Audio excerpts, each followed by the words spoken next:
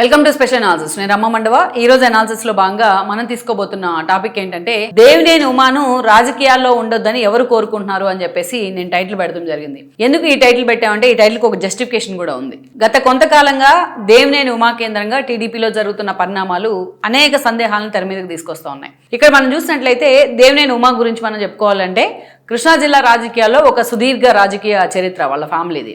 వాళ్ళ బ్రదర్ రమణ మరణం తర్వాత ఈయన రాజకీయ అరంగేట్రం చేసే ప్రయత్నం జరిగింది. సో అప్పటి నుంచి కూడా టీడీపీలో ఒక తిరుగులేని నేతగా కృష్ణా జిల్లాలో ఎదుగుతూ వచ్చారు ఆయన టీడీపీ రాజకీయాల్లో. అంతేకాదు ఎట్ ద సేమ్ టైం ఒక విమర్శ ఉండింది ఏంటంటే దేవినేని ఉమాకు సంబంధించి తనతో పాటు ఆ స్థాయిలో మిగతా నేతలను ఆయన ఎప్పుడూ కోపప్ చేయలేదన్న ఒక విమర్శ అయితే ఆయన మీద ఉంది, ఇప్పటికీ ఉంది విమర్శ. కానీ పార్టీ లాయల్టీ విషయంలో కావచ్చు, చంద్రబాబు నాయుడు మీద తనకున్న కన్సర్న్ విషయంలో కావచ్చు, మిగతా అంశాల్లో కావచ్చు ఆ కృష్ణా జిల్లాలోనే దేవినేని ఉమాని కొట్టేవాళ్ళు లేదంటే అది అతిశయోక్తి అయితే కాదు. అయితే అలాంటి దేవినేని ఉమా గురించి మనం చెప్పుకోవాలంటే పర్టికులర్గా ఎప్పుడైతే రాష్ట్ర విభజన సమయంలో ఆ రోజు తెలంగాణ మూమెంట్ పీక్లో ఉన్నప్పుడు కూడా కొన్ని సందర్భాలు ఆయన ఎప్పుడు వార్తలోకి ఎక్కుతా ఉన్నారు. అలాంటి సంఘటనే అది. ఆ రోజు తెలంగాణ మూమెంట్ చాలా పీక్లో ఉంది, ఒక సెన్సిటివ్ సిచ్యువేషన్.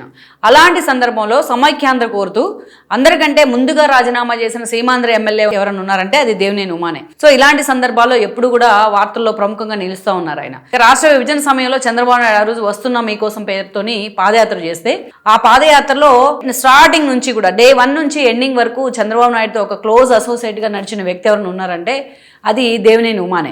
ఆ సందర్భంలోనే చంద్రబాబు నాయుడుకి అత్యంత సన్నిహితుడిగా మారారు ఆయన. దాన్ని క్యారీ ఫార్వర్డ్ చేశారు. చంద్రబాబు నాయుడు అధికారంలోకి వచ్చిన తర్వాత కూడా ఆయనకి ఏదైతే భారీ నీటిపారుదల శాఖ మంత్రిగా ఇవ్వడం జరిగింది పదవి. మైలవరం నుంచి గెలిచారు కూడా ఆ రోజు. అటు నుంచి చూస్తే వైసీపీ నుంచి జోగి రమేష్ ఎమ్మెల్యేగా కంటెస్ట్ చేశారు. దేవినేని ఉమా చేతిలో ఆయన ఓడిపోవడం కూడా జరిగింది. వన్స్ గెలిచిన తర్వాత ఆయనకు భారీ నీటిపారుదల శాఖ మంత్రి పదవి ఇస్తే జిల్లా మంత్రిగా ఉన్నారు, సీనియర్ నేతగా ఎస్టాబ్లిష్ అయ్యారు. బట్ ఆ రోజు ప్రతి అంశంలో చంద్రబాబు నాయుడుకి ఎప్పుడు కూడా ఇరిగేషన్ అన్నా పవర్ డిపార్ట్మెంట్ అన్నా చాలా ఇష్టంగా ఉంటారు ఆయన. చాలా సబ్జెక్ట్ కూడా ఎక్కువ ఫోకస్డ్ గా ఉంటుంది ఆయన. సో అదే స్థాయిలో స్టడీ చేస్తూ సబ్జెక్ట్ ని ఒక పట్టిసీమ ఇష్యూలో కావచ్చు, సోమవారాన్ని పోలవరంగా మార్చడం కావచ్చు, ఇట్లా ప్రతి అంశంలో చంద్రబాబు నాయుడిని ఫాలో అవుతూ తనకంటూ ఒక ఇండివిజువల్ ఇమేజ్ అయితే ఆయన క్రియేట్ చేసుకున్నారు. సో దాన్ని క్యారీ ఫార్వర్డ్ చేస్తూ వచ్చారు. బట్ జిల్లా రాజకీయాల్లో మాత్రం ఎప్పుడు కూడా ఆయన ప్రత్యర్థులను కూడా పెంచుకుంటూ వచ్చారు.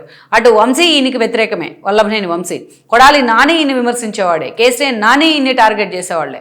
అలా వసంత కృష్ణప్రసాద్ లాంటి వాళ్ళు కూడా ఎన్నికలకు ముందు 2019 ఎన్నికల ముందు ఈయనతో విభేదించే వైసీపీలోకి వెళ్ళడం జరిగింది. అలా జిల్లా రాజకీయాల్లో ఎవరైనా సీనియర్ నేత ఉన్నారు అంటే దేవినేని ఉమాతో వాళ్ళకి ఎప్పుడు కూడా ఒక ఆధిపత్య పోరు ఉండేది.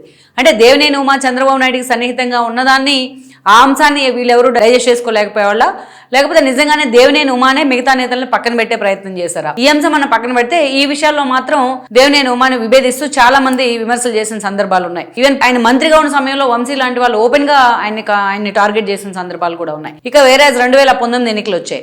2019 ఎన్నికల్లోని ఆ రోజు వసంత కృష్ణప్రసాద్ వైఎస్ఆర్సీపీ నుంచి పోటీ చేస్తే ఆయన చేతిలో ఈయన ఓడిపోయారు. రాష్ట్ర వ్యాప్తంగా జగన్మోహన్ రెడ్డి ఒక ఛాన్స్ వేవ్ పనిచేసింది ఆ టైంలో. ఓడిపోయిన తర్వాత పార్టీ తరపున వాయిస్ కూడా అంతే వినిపిస్తూ వచ్చారు ఉమా. మిగతా నేతలు అందరూ కూడా చాలా మంది ఓటమి భారంతో ఇళ్లకే పరిమితమైన పరిస్థితుల్లో కూడా దేవినేని ఉమా తన వాయిస్ అయితే వినిపిస్తూ వచ్చారు. పార్టీకి లాయల్టీ విషయంలో కానీ, చంద్రబాబు ఫాలోయర్ అన్న విషయంలో కానీ దేవినేని ఉమా మీద ఎవరికి కూడా ఎలాంటి అనుమానాలు కానీ ఎలాంటివి ఉండవు. ఆ స్థాయిలో ఆయన పార్టీకి ఒక లాయల్టీగా ఉన్న వ్యక్తి. ఆ విషయంలో ఆయన మీద విమర్శలు కూడా చేయడానికి లేదు ఎవరు కూడా.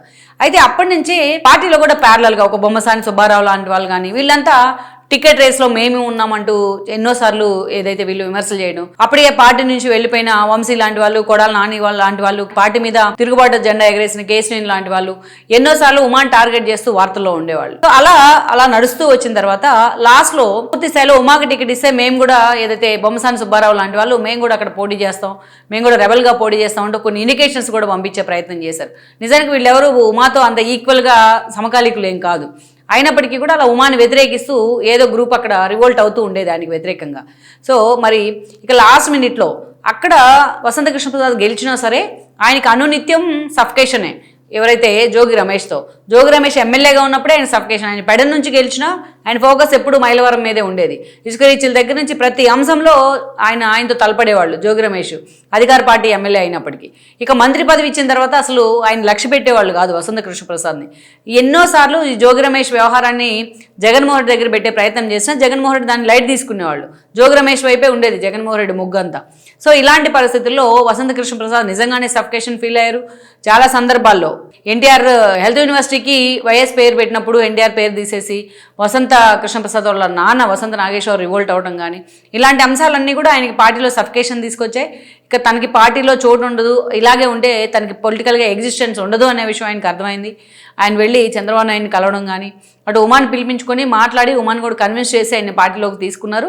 అయితే పార్టీలోకి తీసుకున్న తర్వాత ఆయనకి టికెట్ అనౌన్స్ చేసే క్రమంలో ఉమాని చాలా సుదీర్ఘంగా చంద్రబాబు నాయుడు కన్విన్స్ చేసే ప్రయత్నం చేశారు. చంద్రబాబు నాయుడు మాటే నాకు శిరోధార్యం అని చెప్పి ఆయన కామ్ అయిపోయినారు. యాక్చువల్గా ఆ రోజు రివోల్ట్ కావచ్చు ఉమా, కానీ చంద్రబాబు నాయుడు చెప్తే ఆయనకి శిష్యుని నేను, ఆయన ఏది చెప్పినా వింటానని చెప్పేసి తన ప్రత్యర్థి అయిన అప్పుడు దాకా తన ప్రత్యర్థి ఆయన వసంత కృష్ణప్రసాద్ టికెట్ ఇవ్వడాన్ని ఆయన అంగీకరించారు. ఆ రోజున సరే ప్రచారంలో పాల్గొనలేదు, టికెటే అంగీకరించిన తర్వాత తనకి టికెట్ ఇవ్వరు వసంతకి ఇస్తున్నారన్న తర్వాత ప్రచారంలో పాల్గొనట్లేదు, ఇవన్నీ కూడా చిన్న చిన్న మాటలు, ఇవన్నీ లక్ష్య పెట్టాల్సిన అవసరం లేదు. అయితే కూటమి వేవ్ లో మొన్న వసంత గెలిచారు. ఇక అప్పటి నుంచి ఈయన పూర్తి స్థాయిలో ఇక తన వాయిస్ కూడా కొంత తగ్గింది అప్పటి నుంచి ఉమా వాయిస్. సో పలు సందర్భాల్లో మాట్లాడుతూ ఉన్నారు, మీడియా ముందుకు వచ్చే ప్రయత్నం చేస్తున్నారు, కానీ బట్ తనకి పదవి లేదు, పార్టీ అధికారంలో ఉన్న అన్న అసంతృప్తి ఆయనలో ఉంది, ఆయన ఫాలో అవుతున్న అనుచరుల్లో ఉంది.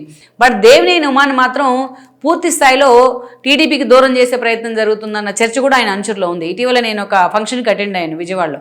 కొంతమంది అక్కడ మాట్లాడుతున్న అంశం ఏంటంటే దేవినేని ఉమాని నిజంగానే చంద్రబాబు నాయుడు కోటరీ నుంచి పక్కకు జరిపే ప్రయత్నం జరుగుతూ ఉంది అని చెప్తా ఉన్నారు. పక్కకు జరిపే ప్రయత్నం జరుగుతూ ఉందా, దేవినేని ఉమానే పదవి విషయంలో అసంతృప్తితో పక్కకు జరుగుతున్నారు అనేది మనం పక్కన పెడితే, ఆబ్వియస్లీ అధికారంలో ఉన్నప్పుడు ఎమ్మెల్యేలకో ఎంపీలకోనే ప్రయారిటీ ఉంటుంది, పదవులు లేని వాళ్ళకి ప్రయారిటీ క్రమక్రమంగా తగ్గుతూనే వస్తుంది. అయితే చంద్రబాబు నాయుడుతో ఉన్న సాన్నిహిత్యం విషయంలో మాత్రం దాన్ని ఎవరూ శంకించలేరు. ఆ స్థాయిలో ఆయన చంద్రబాబు నాయుడుతో ఇప్పటికీ మంచి ర్యాపోని మెయింటైన్ చేస్తూ ఉన్నారు. అయితే దేవినేని ఉమాని మళ్ళా పూర్తి స్థాయిలో పదవిచ్చి రీఛార్జ్ చేస్తే జిల్లాలో చాలామందికి పదవులు ఉండవు, జిల్లాలో చాలామంది రాజకీయంగా ఎదిగే అవకాశం ఉండదు అనేది ఆయన ప్రత్యర్థులు చెప్తున్నమాట. సో కారణాలు ఏవైనా మాత్రం దేవినేని ఉమాని కావాలని ఆయన పదవి రాకుండా కొంతమంది శక్తులు అడ్డుపడతా ఉన్నారు, కొంతమంది వ్యక్తులు అడ్డుపడతా ఉన్నారనే ప్రచారం జరుగుతోంది. వాటిలో భాగంగా ఎవరైతే ప్రజెంట్ మైలవరం ఎమ్మెల్యేగా ఉన్న వసంత కృష్ణప్రసాద్ పేరు కూడా వినిపిస్తూ ఉంది.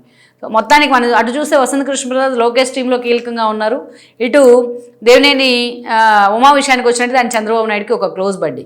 సో మరి అలాంటప్పుడు ఆ ఆధిపత్య పోరుండటం సహజమే. మరి ఇప్పటికైనా చంద్రబాబు నాయుడు ఇలాంటి వాళ్ళని పక్కన పెడితే పార్టీ లాయల్టీ కోల్పోయినట్టే, పార్టీకి లాయల్టీగా ఉన్న వ్యక్తుల్ని కోల్పోయినట్టే. విమర్శలు సహజం, 100 మంది ఉంటే 100 మంది మనల్ని పొగడతారని లేదు, వాళ్ళలో చాలా మంది విమర్శించవచ్చు, కానీ ఆ పార్టీ పట్ల, పార్టీ అధినేత పట్ల, పార్టీ నాయకత్వం పట్ల సదరు నేతలు ఎలా ఉన్నారు, ఎలా బిహేవ్ చేశారనేది అల్టిమేట్ గా చూడాలి. సో ఇలాంటి నేతలను పక్కన పెడితే, ఇప్పటికే ఇలాంటి నేతలను పక్కన పెట్టి ఓ కొలుగుపూడి ఇలాంటి నేతలను తీసుకురావడం కారణంగానే ఓ కావ్య కృష్ణారెడ్డి ఇది పార్టీతో ఎలాంటి బ్యాక్గ్రౌండ్ లేక, పార్టీతో ఎలాంటి సంబంధం లేని నేతలను పార్టీలోకి తీసుకొచ్చి టికెట్ ఇచ్చిన కారణంగానే ఈరోజు చాలా సందర్భాల్లో క్రైసిస్ మేనేజ్మెంట్ కూడా తెలియట్లా. అందుకే ఇది గుర్తించాల్సిన సందర్భం ఈరోజు ప్రభుత్వానికి, అటు పార్టీకి, మెయిన్ పార్టీ అధినేతకి అయితే ఏర్పడిందని మనం అనుకోవచ్చు. ఈ వీడియో మీకు నచ్చినట్లయితే please share, like and subscribe.